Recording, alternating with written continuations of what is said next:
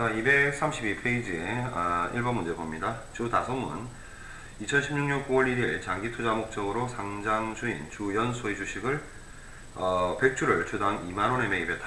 자, 그러면 200만원이다, 그죠? 100주를 2만원에 매입했으니까, 자, 이는 동사 유통 발행 주식 총수의 5% 정도이며 거래소 수수료 10만원과 함께 당좌 수표를 발행해서 지급했다. 자, 그러면 일단 장기 투자 목적이라는 표현을 썼죠. 장기 투자 목적이라는 표현을 썼으니까 일단 단기 매매 증권은 아니다. 자, 근데 여기서 만기까지 보유할 의사와 적극적인 능력 뭐 이런 표현 없죠. 없으니까 어떻게 해야 된다? 매도 가능 증권으로 가야 되겠다.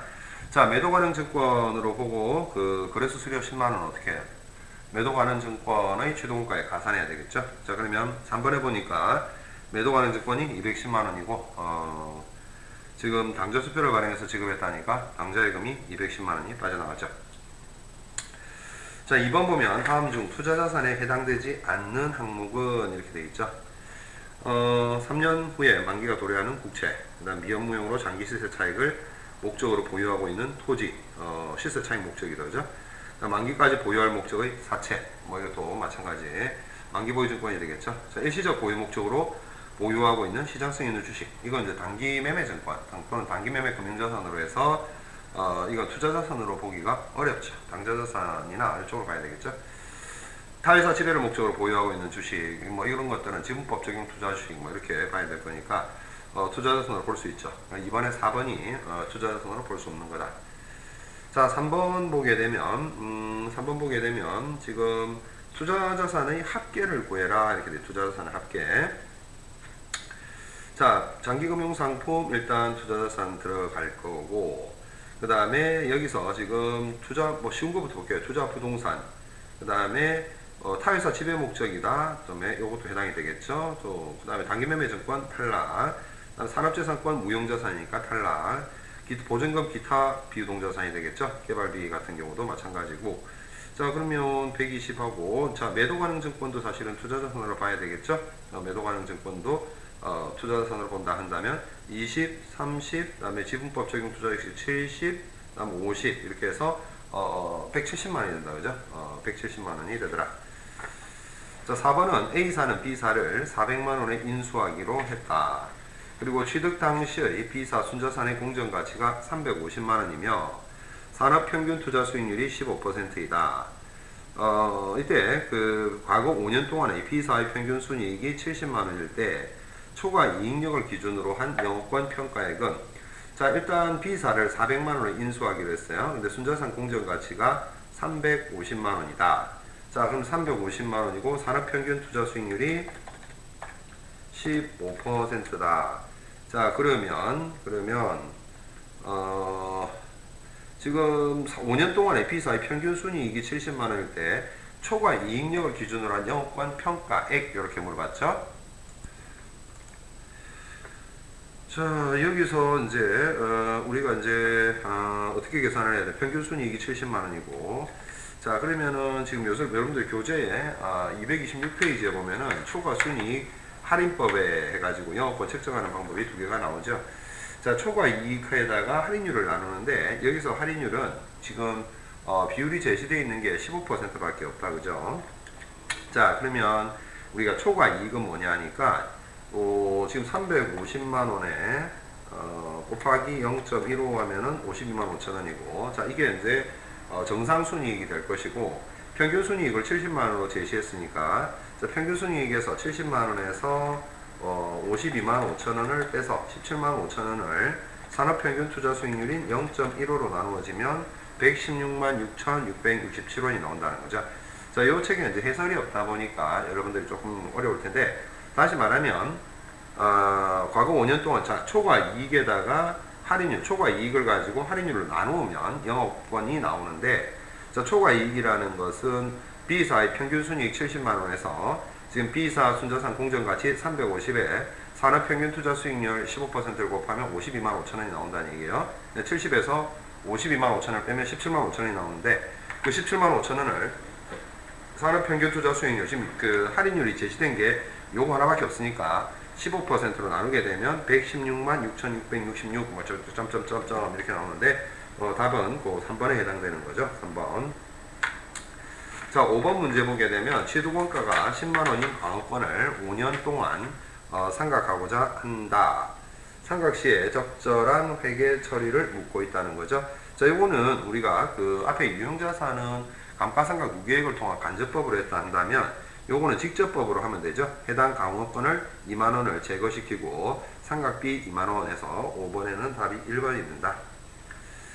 자, 6번 다음 중 기업회계기준상 지출된 기간의 비용으로 처리해야 할 항목은 이렇게 나와 있습니다. 6번 선급비용, 기업비, 사채발행비, 신주발행비, 그다음에 개발비 이렇게 나와 있는데 여기서 비용으로 처리해야 될 것은 기업비가 되겠죠. 기업비. 나머지는 이제 관련한 자산과 관련해서 취득원가에 넣든 이렇게 해야 되겠지만은 여기서는 이제 지출된 기간의 비용으로 처리해야 되니까 기업비가 그렇다. 자, 7번 보면 산업재산권으로 분류되지 않는 것은 의장권, 특허권, 실용신앙권, 상표권 다 산업재산권으로 분류가 되지만 7번에 5번에 있는 저작권 같은 경우는 산업재산권으로 분류되지 않습니다. 자, 무형자산의 상각에 관한 설명 중 부적절한 것은 이렇게 묻고 있죠. 자, 1번 무형자산의 상각연수는 법정 내용연수 또는 경제적 내용연수 중 더 긴 기간으로 한다 되어 있고, 그 다음에 2번 취득원가에서 더 긴 기간으로 하나? 법정 내용연수 또는 경제적 내용연수 중 더 긴 기간, 짧은 기간으로 하겠죠? 틀렸죠.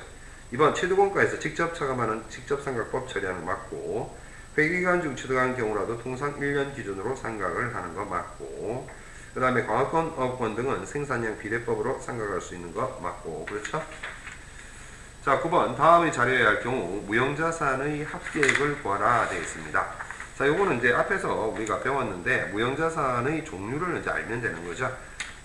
지금 무형자산 영업권, 실용신앙권, 상표권, 자, 저작권은 무형자산에 안 들어간다 했죠. 산업재산권에 지금 분류하지 않는다 했습니다. 자, 프랜차이저, 그 다음에 연구비, 무형자산이 들어가지 않고, 지금 개발비, 경상개발비가 나와 있는데 이것도 이제 구분을 해서 기억을 하셔야 되겠죠. 그래서 경상개발비 같은 경우는 일단 무형자산으로 보기에는 어렵다.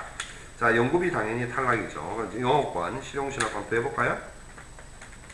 영업권 더하고 실용신앙권 더하고 상표권 더하고, 그 다음에 프랜차이저 50만원 더하고, 그 다음에 의장권 10만원 더하고, 그 다음에 개발비가 15만원 더하고, 자, 이러면은 145만원에, 자, 근데 우리가 이제 무형자산의 종류를 한번 잠깐 앞으로 한번 넘어가 볼래요? 좀 헷갈리는 부분이 있으니까 여러분들도. 자, 무형자산을, 이게 문제가, 지금 장기금융상품, 그 다음에 기타 비유동에서 무형자산을 한번 보면 산업재산권에 지금 특허권, 실용신앙권, 의장권, 상표권 이런 게 나오고, 그 다음에 개발비 같은 경우에 지금 무형자산으로 보는 거는 연구비하고 경상개발비는 무형자산으로 안 본다, 그죠? 그래서 경상개발비 탈락, 연구비 탈락 이렇게 됐습니다, 그죠? 자, 그런데 산업재산권의 저작권은 들어가지는 않지만, 그러면 앞에서 문제 7번을 보면 산업재산권으로 분류되지 않는 것은 이렇게 물어봤을 때 저작권은 안 들어간다, 그죠? 자, 저작권은 안 들어가는데, 자, 그럼 지금 영업권, 실용신앙권, 상표권, 그 다음에 의장권, 그 다음에 지금 프랜차이저, 그 다음에 개발비, 그 다음에 저작권, 이렇게 지금 다시 한번 계산해 보면 70에, 90에, 140에, 그러면 165만원이 되죠. 그래서 9번에 답은 4번이 돼요. 그러니까 다시 한번 이야기하면 영업권, 실용신앙권, 상표권, 저작권, 프랜차이저, 의장권, 그 다음에 개발비, 이렇게가 무형자산의 합계액에 해당이 된다. 자, 그 다음에 10번 인이주는 신해주를 합병하면서 신해주의 주주에게 3,500만원을 지급했답니다. 자, 식별 가능한 자산 및 부채는 다음과 같습니다. 인이가 인식할 영업권은 얼마가 되겠느냐 하는 거죠. 자, 일단 지금 잔고가액하고 공정가치가 나와 있는데, 식별 가능한 자산, 지금 자산이 얼마가 되죠? 공정가치로 따지면 일단 4천이 자산이 되고, 부채 공정가치 기준으로 1,100이 됩니다. 그죠? 자, 1,100이 된다. 자, 그리고 부채, 유동부채. 자, 그리고 공정가치가 자산은 4천, 그 다음에 장부가액 기준으로 따지게 되면 장부가액은 3,500, 1,000 이렇게 되죠. 자, 그러면 인식할 영업권은 얼마냐 이렇게 되었는데 일단 그 공정가치 기준으로 보게 되면 순자산, 이렇게 순수한 자산이 얼마죠? 4,000에서 1,100을 빼서 2,900이 되고, 그 다음에 장부가액은 지금 보니까 3,500, 1,000 이렇게 해가지고 2,500이 된다는 거죠. 자, 이때 이제 우리가 영업권으로 인식할 금액은 3,500에서 어떤 금액을 빼줘야 될 거 아닙니까? 그죠? 자, 그거를 이제 우리가 다시 계산을 해보자 하는 얘기입니다. 자, 지금 그 공정가치 기준으로 보게 되면 순자산 어떻게 돼요? 4,000에서 1,100을 빼면은 2,900이 나오죠. 자, 근데 2,900짜리를 3,500을 지급했습니다. 그죠? 3,500을 지급했으니까 600만원만큼 더 지급한 거죠. 그래서 3번에 600만원이 된다. 자, 11번은 주 미래는 소프트웨어 개발과 관련해서 2,500만원을 투자를 했습니다. 투자액 중 개별적으로 식별 가능하고 미래의 경제적 효익을 기대할 수 있어 자산으로 인식되는 금액은 2천만원으로 판단했다. 올바른 회계 처리는, 자, 여기서 개별적으로 식별 2,500만원을 투자했는데 자산으로 인식되는 게 2,000이다. 그럼 뭔 얘기예요? 개발비가 2,000이라는 얘기죠. 현금 일단 2,500 나갔고, 자, 그러면 나머지 500만원은 2천만원을 우리가 자산으로 인식하는 것과 달리 개별적 식별 가능이나 미래 경제적 효익을 기대할 수 없다고 봐야 되겠죠. 자, 그래서 경상개발비 500 이렇게 처리를 하면 된다 하는 얘기입니다. 자, 그 다음에는 문제풀이형 그 1번 문제 보면은 다음은 1년의 거래에 대해서 회계 처리를 하라고 되어 있습니다. 주 파리넬리는 2018년 2월 1일 자, 장기 투자 목적입니다. 장기 투자 목적이 되면 일단 만기 이런 얘기가 없으면 뭐로 분류를 한다? 매도 가능 증권으로 분류를 해야 되겠죠. 시장성 있는 럭키 세븐의 주식 50만원을 주식을 50만원에 취득하고 거래 수수료 3만원과 함께 수표를 발행해서 지급했습니다. 자, 그러면 부대비용 3만원과 합쳐서 매도 가능 증권의 취득권가는 얼마가 된다? 53만원이 되겠죠. 53만원. 자, 그리고 53만원이 되겠죠. 53만원. 그 다음에 당좌예금 53만원 이렇게 정리가 되어져야 될 겁니다. 자, 그 다음에 자, 2번은 2018년 12월 31일 현재 주 럭키세븐의 주식의 시가는 55만원입니다. 자, 매도가능증권 공정가치를 평가를 하죠. 자, 매도가능증권 차변 2만원 증가시켜주고 대변은 매도가능증권 평가 2 이렇게 잡아야 되겠죠. 자, 3번입니다. 2019년 6월 8일 주 럭키세븐의 주식을 다음 가격으로 처분했답니다. 51만원에 처분했습니다. 자, 얼마짜리를 51만원에 처분했죠? 지금 53만원에서 매도가능증권 평가를 해서 2만원 증가시킨 거 있죠? 그럼 매도가능증권을 처분을 했으면 일단 장부가액 얼마짜리 나간다? 55만원짜리가 나가는 거죠. 자, 근데 현금은 얼마 받아요? 51만원 받죠? 자, 근데 그 전에 매도가능증권 평가 이익 2만원이 있었죠? 자, 이 2만원은 어디에 있었다? 자본 항목 중에 기타 포괄손익 누계액에 들어가 있었겠죠? 자, 그거 제거시켜야 됩니다. 자, 제거하고 차변으로 제거시켜야 되겠죠? 그럼 나머지 2만원이 남는다. 자, 이 2만원은 뭡니까? 매도가능증권을 처분하면서 발생한 손실 금액이다 하는 겁니다. 자, 그 다음에 두 번째 57만원의 현금 처분했습니다. 똑같이 매도가능증권 55만원 나갔죠. 현금 57만원 받았습니다. 평가이익 2만원 딸려있던 거 제거해야 되겠죠. 자, 그럼 차변 합계액은 59만원이 되고, 자, 대변의 매도가능증권이 55만원이 나갔으니까 나머지 차이 나는 4만원은 매도가능증권을 처분하면서 뭐가 생겼다? 이익이 발생을 한 거다 하는 얘기입니다. 자, 그 다음에 2번 문제를 봅니다. 자, 다음은 지금 본문의 내용은 사실 상당히 좀 간단하게 나와 있고 뒤에 문제들을 이렇게 여러분들이 직접 보다 보면 다소 좀 어렵거나 당황할 수도 있는데, 자, 이론적인 내용을 잘 알면 이것도 충분히 풀 수가 있어요. 자, 필요한 회계 처리를 하라고 했습니다. 2번 2018년 1월 3일 주 이삭은 아래 조건의 건우주식회사가 발행한 사채를 560만원에 현금 매입했다. 사채는 만기까지 보유할 의도는 없다 이렇게 되어 있습니다. 자, 만기까지 보유할 의도가 있으면 우리가 만기 보유증권으로 취급을 하면 되는데, 그렇지 않고 만기까지 보유할 의도가 없다 이렇게 되어 있으니까 우리는 뭐로 취급하면 된다?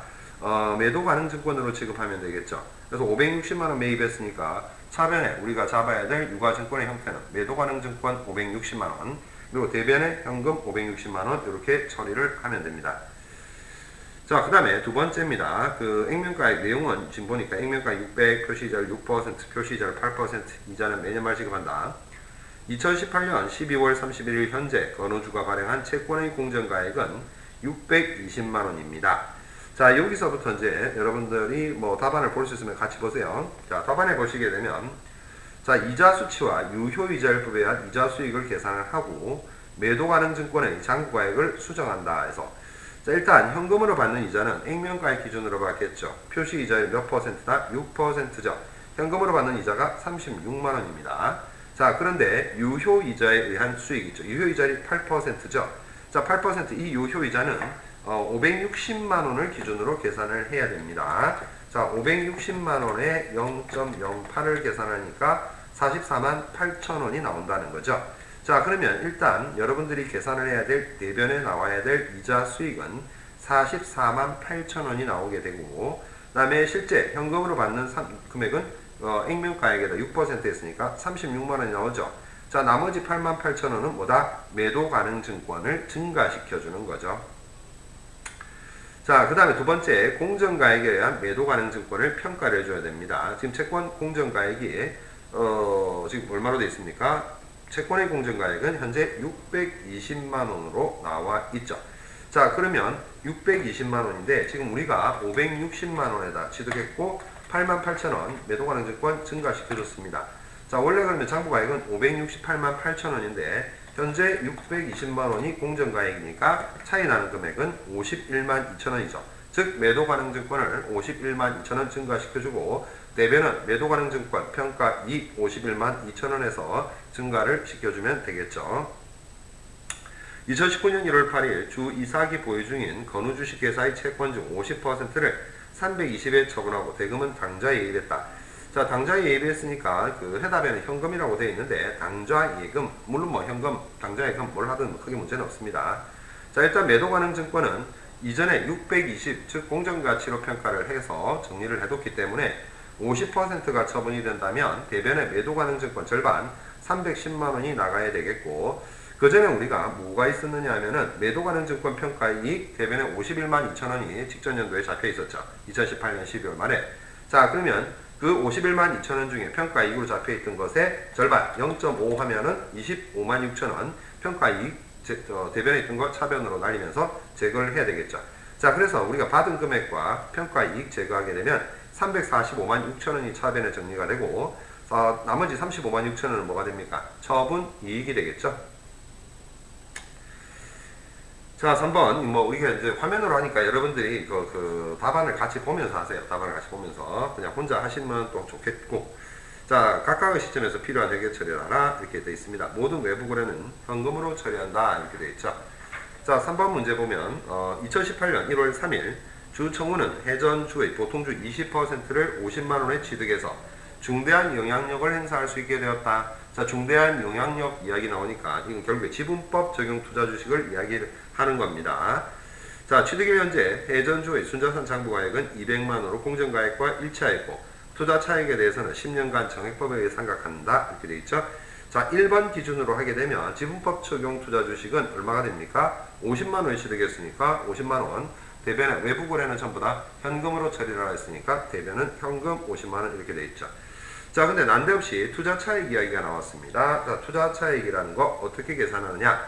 자, 50만원에 취득을 했는데, 50만원에 취득을 했는데, 지금 공정가치, 뭐, 장부가액 공정 일치하니까 200만원에다가 우리가 지분이 몇 퍼센트를 취득했다? 20%를 취득했으니까 40만원을 빼게 되면 결국에 10만원만큼 초과해서 지급한 겁니다. 그래서 이 10만원만큼을 우리가 투자 차익이라고 하는데, 이 투자 차익은 10년간 정액법에 의해서 상각한다. 그거까지 알아두고, 2018년 12월 31일 해전주가 당기순이익 20만원을 보고했습니다. 자, 그러면 우리가 뭘 잡아야 되냐면 지분법 평가 이익이라는 것을 잡아야 됩니다.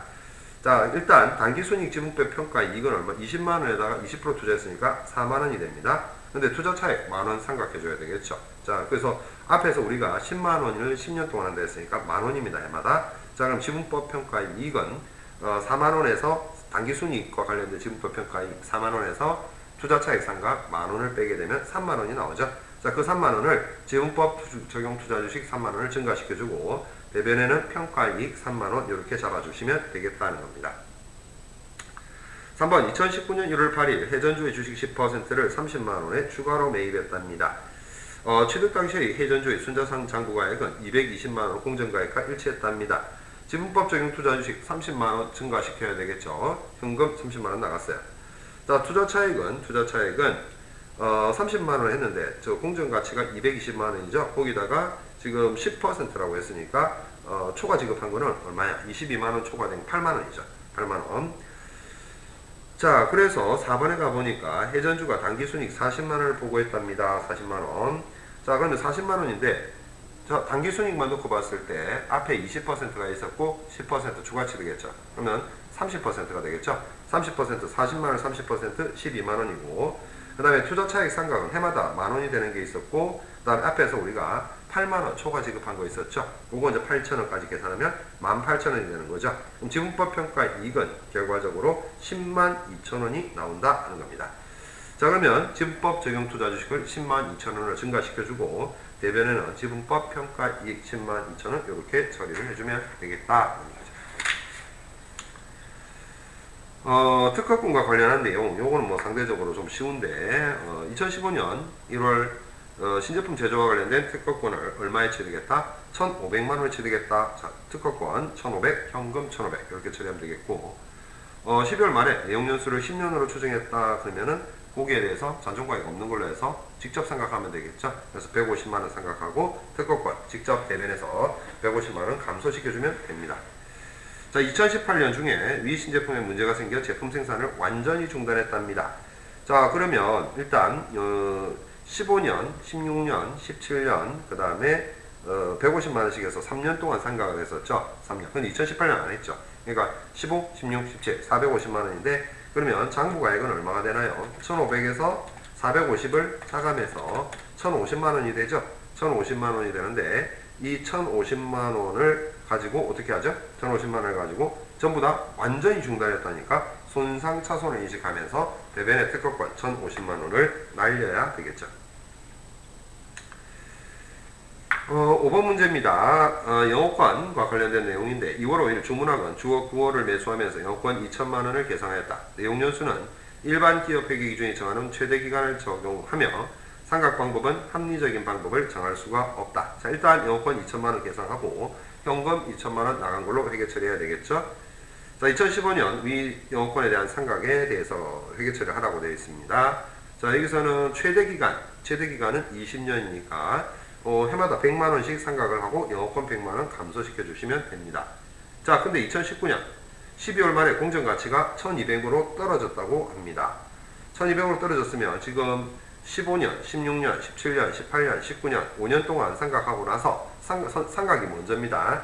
자, 그러면 5년 동안 상각하게 됐죠. 자, 그러면은 일단 손상차손 우리가 지금 5년, 6년, 7년, 8년, 9년 맞죠? 자, 손상차손 인식 시점의 장부가액은 얼마가 되나요? 2천만원 5년 빼니까 1,500이 되죠. 1,500인데 지금 1,200밖에 안 되니까 300만원만큼을 손상차손으로 인식하고 그 금액만큼의 영업권을 대변해서 감소시켜 주어야 될 것이다 하는 거죠. 자, 2020년 다시 영업권의 공정가치가 1,300으로 바뀌었다고 합니다. 그죠? 1,300으로 바뀌었는데 일단 이제 우리가 공정가치가 1,200으로 됐으니까 남아있는 기간은 1,200에서 15년을 나눠야 되겠죠. 자, 그러면은 무형자산 상각비가 얼마가 된다? 80만원이 되고 그 다음에 영업권 80만원 이렇게 줄여줘야 되겠죠. 자, 근데 여기서 이제 의구심을 가지는 게 뭐냐? 2019년에 1200으로 평가했는데 오히려 2020년에는 1300으로 증가됐죠. 자, 영업권의 경우에 이렇게 손상차손을 환입해야 될 이런 상황이 발생을 하더라도 손상차손 환입은 계상하지 않습니다. 그래서 이전의 공정가치 금액으로 감가상각하는 그 금액만을 가지고 감가상각을 해주면 되겠다 하는 얘기입니다. 자, 이렇게 하니까 이제 이번 주에 지금 비유동자산과 관련한 그 문제풀이가 이제 정리가 된 거죠. 그래서 다음 시간에는 이제 우리가 부채와 관련해서 정리를 할 건데 그 뒷부분이 또 다 끝나면 또 앞으로 또 처음부터 지금 우리가 중간고사 관련된 그 부분에 있어가지고는 안에 그 문제를 다 풀진 않았죠, 그죠? 그래서 문제를 이렇게 계속 풀도록 하겠습니다. 그래서 빠짐없이 문제를 다 이렇게 한 번은 보고 정리를 해야 여러분들도 뭐 또 좀 배우는 게 있을 것 같아서 문제를 책 분량이 지금 작잖아요. 그죠? 상당히 분량이 작아서 가급적이면 전부 다 문제를 풀어보는 쪽으로 하도록 하겠습니다. 자, 이번 주는 이걸로 마감하도록 할게요.